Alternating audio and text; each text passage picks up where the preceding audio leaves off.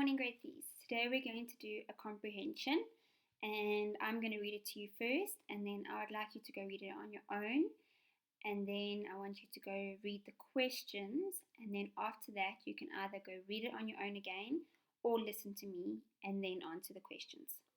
Alright, so today we're doing a comprehension called The Attack of the Bees. The young boy pedaled slowly along the grass-lined track on his way to school.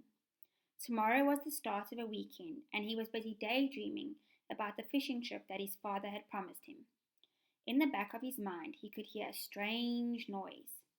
Suddenly, Andy came to a stop and looked up to the heavens. What he saw both shocked and terrified him. A huge swarm of bees filled the sky, buzzing their way angrily towards him.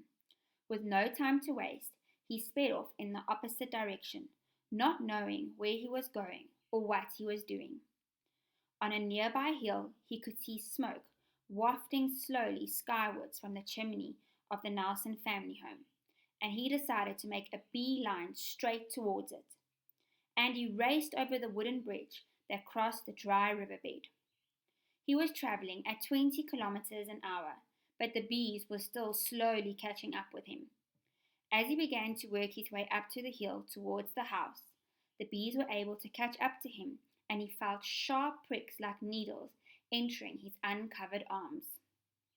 Suddenly, out of the corner of his eyes, he spotted a well used by Mr. Nelson to irrigate his orchid and vegetable garden. Into the cool water he hurried, disappearing below the surface and away from the savage insects. After holding his breath for as long as he could, Andy came up for air and noticed that the bees had moved on.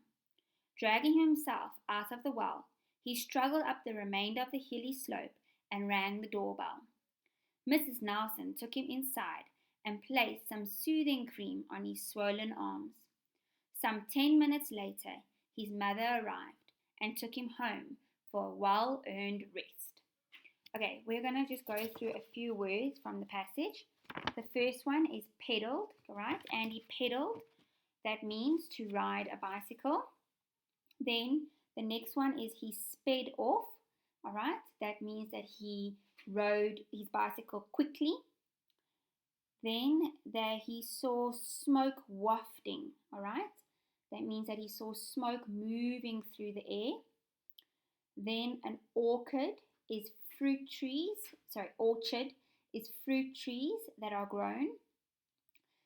Savage insects, he saw the savage insects, all right? Those are insects that could hurt you, that are dangerous. Soothing cream, what Mrs. Nelson put on his arm. This makes the sting feel better, all right? And then a beeline, it says that he went in a beeline. He rode in a beeline. That means that he's going straight towards something, okay? All right, grade threes, I want you then now to please go and read it on your own. Go read your questions and then listen to me again or read it again and then answer the questions.